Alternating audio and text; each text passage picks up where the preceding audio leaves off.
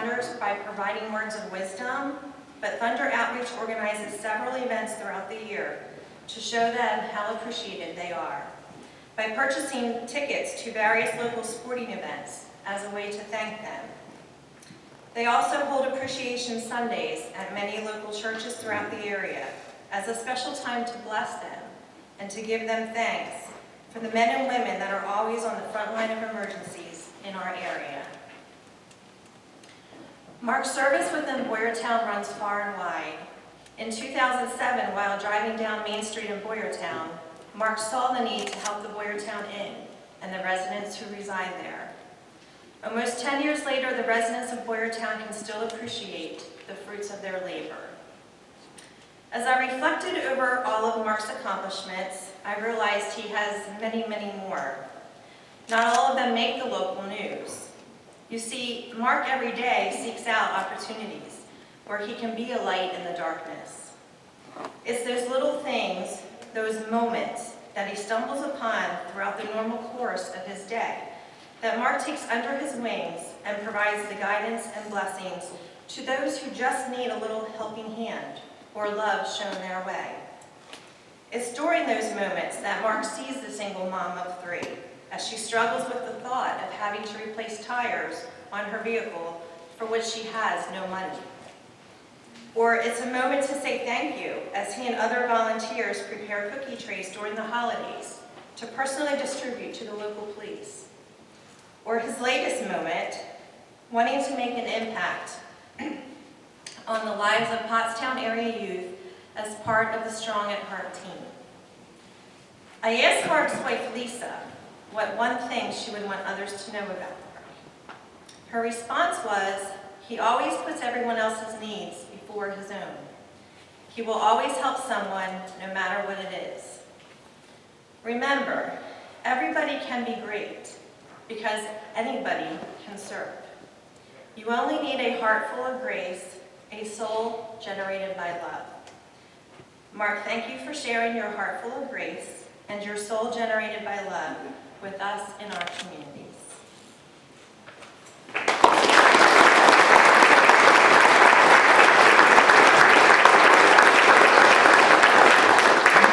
Thank you, Ms. Johnson. If you can stay here for a second. I'd ask Lori Carnes to come forward, our 2014-15 Citizen of the Year. As is customary, she will help to formally present the plaque. If you can go over next to Dawn, I'm sorry. We'll have the formal presentation now. Ladies and gentlemen, please welcome and congratulate our 2015-16 Boyertown Area Citizen of the Year, Mr. Mark Malizzi.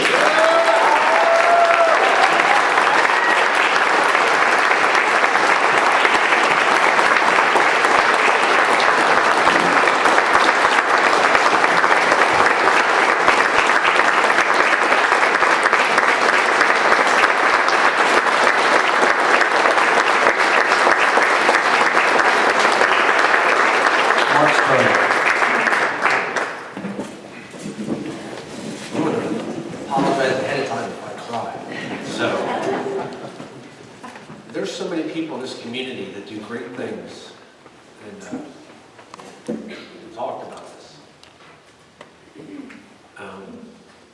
It's hard to really put a finger on one thing. There's a lot of people that complain about what happens in our communities.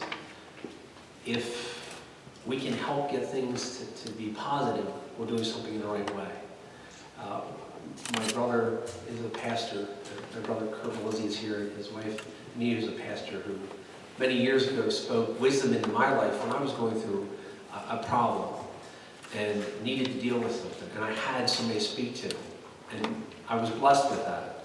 And I have many friends from our ministry that are here and friends of bishops from local churches that mean so much to me as people that I'm accountable to too, because I'm only human. I'm only doing the best I can.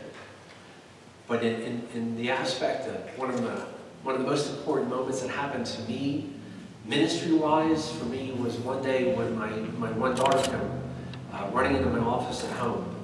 And this was just after there was the fire down at Norco Apartments a couple years ago. They had lost one whole apartment complex that went up in flames. Well, apparently, My daughters had worked with some of the girls that had lived in those apartment complexes. And they come to me and said, Dad, we need to do something for these people.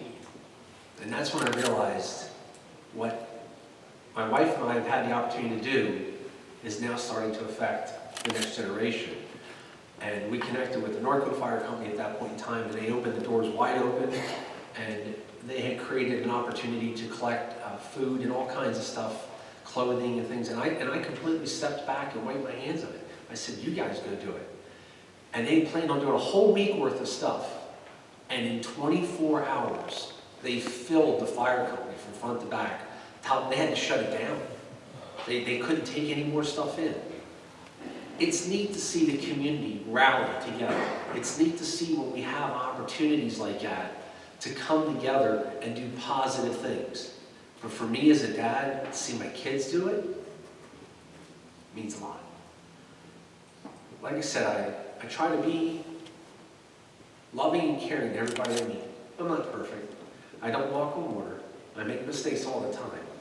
But if I'm better today than I was yesterday, and my wife is a big part of that because she keeps encouraging me and helping me getting things done, and all my team members, then I think we're making a difference at this moment in time. The fire department in this area, it came together. We knew that was going to be a unique situation, and we felt one thing that we wanted to do right off the bat was work together and pray, and that just opened doors to be able to sit down with a lot of first responders in this whole region and pray with them and sit with them and talk with them and encourage them. And I'm telling you, and I almost personally ask you guys, if you see a firefighter, a police officer, any first responder somewhere, take a second and say thank you. Because at 2 o'clock in the morning when you're wondering who's watching your front door of your house, I know who it is. I've talked to that police officer. If we take the time to thank them, they're going to be there. And I tell you, it's more important than you know, especially for our firefighters right now, as they're trying to find the next generation of who are going to be their first responders. And if we as parents and a community do not show respect to these first responders and show our children that they need to respect them, we're going to have a problem when something happens in our life and we need somebody to be there to protect and save us, and they're not there. So if this is paying it ahead, if this is doing things the right way, I do want to thank Pastor Steve and Pastor Liz for what they did for our family for years. I'm so proud of this community on so many levels.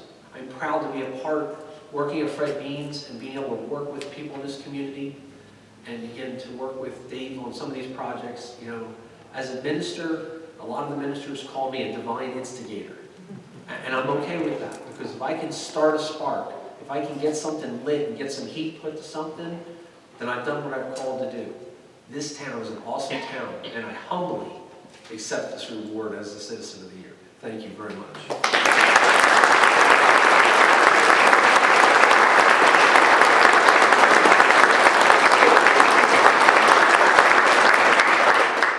Congratulations, Mark. Bear with me. I goofed.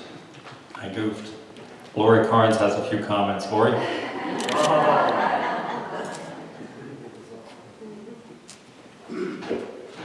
I love when people make mistakes because it keeps me feeling a little better about myself sometimes. I have been joking to some people lately that I wasn't ready to give up the crown of being Citizen of the Year for the past year. It was something I was so touched and so honored. And when we got ready and we knew who we were going to select for the Citizen of the Year, it dawned on me that I'm not giving up my crown or my time. I have been honored for the past year. I was honored by the people in the community that I love so much. And you can't ever take that away. It doesn't go away. It's something I'm going to carry with me for the rest of my life. So I came to terms with that, and it just made me realize that I am now part of the process of carrying on and recognizing and being in touch with people in this community that are so wonderful and do so much. And I am so proud to be sharing this and moving forward now to pass this on to Mark Melizzi. So congratulations, Mark.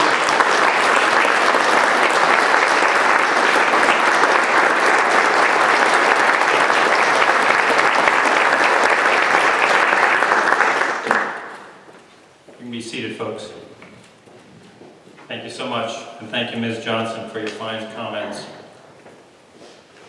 Before our closing notes and comments this evening, I think it would be only fitting, one more time, have a true final thank you and recognition of all four of our really, really special honorees this evening. Please join with me in congratulating Mr. Robert Rothmel, Mr. Jordan Wood, Mr. Josh Pennington, and Mr. Mark Malizzi.